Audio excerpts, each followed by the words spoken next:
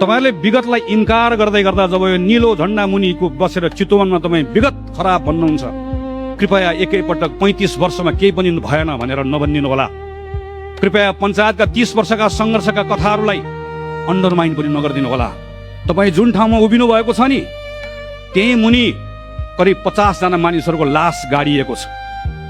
2018 सालमा पञ्चायतको सरकारले काटेर गाडेको छ, त्यही मुनि उभिनु भएको छ। तपाईँले भोलि कार्यक्रम गर्ने ठाउँ पनि, त्यहाँभित्र पनि थुप्रै साथीहरू गाडिएका छन्। ती सबैले काङ्ग्रेसको 4 तारे झण्डा उठाएका थिए, जय नेपाल भनेका थिए, तर आफ्नो लागि होइन, आफ्नो परिवारका लागि होइन।